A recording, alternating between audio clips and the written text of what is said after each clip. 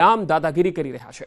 હવે બીજી એક તસવીર સુરતની બતાવીએ। સુરતના સારોલી કુંભારિયા વિસ્તારમાં આવેલા પ્રતીક્ષા રેસિડેન્સીમાં બબાલ થઈ ગઈ। 10 થી 12 યુવકોએ બે બાળકો સાથે બબાલ કરી।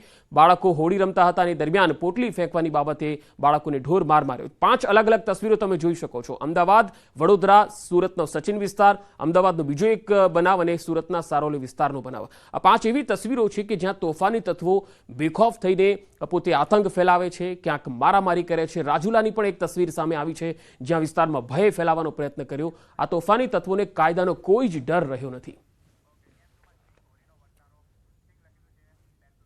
અને હવે વાત હોળી પરથી વર્તારો કેવું જશે વર્ષ।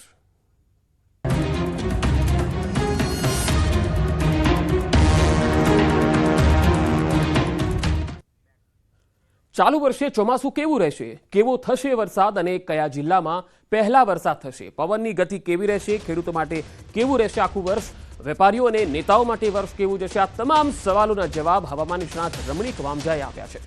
હોલિકા દહન બાદ જેની જ્વાળા અને પવન પરથી વર્તારો કાઢવાની ટેકનિકથી વામજાએ આ આગાહી કરી છે।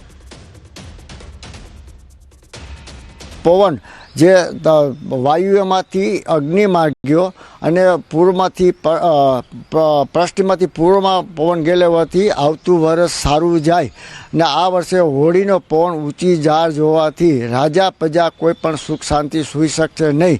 આ વર્ષે હોળીના પવનને આધારે જે ઝાર હોય તે ધ્વજા બાંધેલી હોય છે। ધ્વજા જામનગર જિલ્લામાં નમેલી હોવાથી આ વર્ષે જામનગર જિલ્લામાં વરસાદ વધારે થશે અને સમગ્ર સૌરાષ્ટ્રમાં સારો વરસાદ થશે।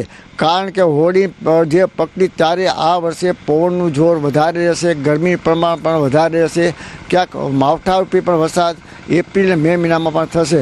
હોળી ઝાડ કોઈ પણ ખેડૂતને કોઈ પણ ચિંતા જેવું કરવાનું નથી। નદી નાળા છલકાય અને હોળીના આધારે વરસાદ સારું થાય એવું મારું પૂર્ણ છે। ખેડૂત માટે વરસ સારું, વેપારી માટે ભયંકર મંદી આવશે એવું મારું પૂર્ણ અનુમાન છે। આથિયા નક્ષત્રમાં વરસાદ ગાજવી સાથે વરસાદ થયેલો હોવાથી આવતું વર્ષ 2025 વર્ષ સારું છે। શરદ પૂનમના દિવસે રાતે 8 થી સવારના 6 વાગ્યા સુધી પૌવા અને સાકર રાખવામાંથી ભેજ વધારે આવવાથી પણ વરસ સારું જશે। આ વર્ષે ચૈત્ર સુદ પડવાના દિવસે ચૈત્ર વૈશાખ જેને પડવાના દિવસે રેવતી નક્ષત્ર હોવાથી નદી નાળા સમગ્ર સૌરાષ્ટ્રમાં છલકાઈ જાય છે। કોઈ પણ ખેડૂતની ચિંતા જેવું કરવું નથી। આ વર્ષે પવનનું જોર વધારે રહેશે। અનાજનો પાછતરા વરસાદ થવાથી જે ઘાસચારો બગડશે એ 4 સ્તંભ હોવાથી આ વર્ષે હજી હું અત્યારે વરસાદની આગાહી હું 22-5 આપીને અત્યારે 12 આની વર્ષ થાય તેવું મારું પૂર્ણ અનુમાન છે। હજી પણ કૃતિકા નક્ષત્રમાં 11-5 થી 20-5ની અંદર સૌરાષ્ટ્રમાં માવઠારૂપી વરસાદ થશે। કૃતિકા નક્ષત્રમાં વરસાદ થાય તો વર્ષ 16 આની થાય ને 30-5 થી 2-6 જે રોહિણી નક્ષત્રમાં ગરમી પડવાથી ગાજવી સાથે અમુક જગ્યાએ વરસાદ પણ થશે।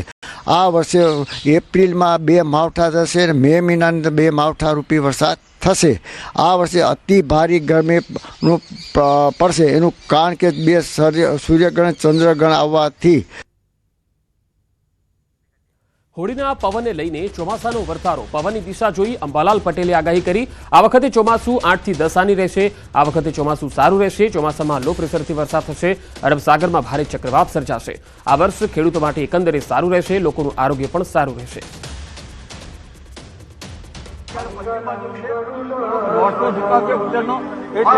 આ પવન સાનુકૂળ છે। હવે અખાત્રીનો પવન જોવામાં આવશે।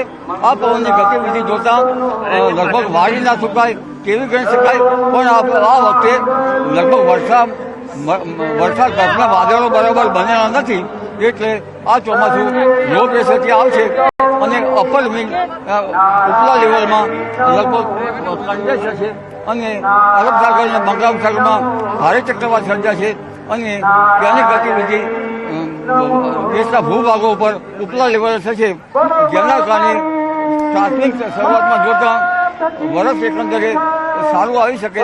લગભગ અત્યારે હાલ 8 થી 10 આની જેવું વર્ષ ગણી શકાય।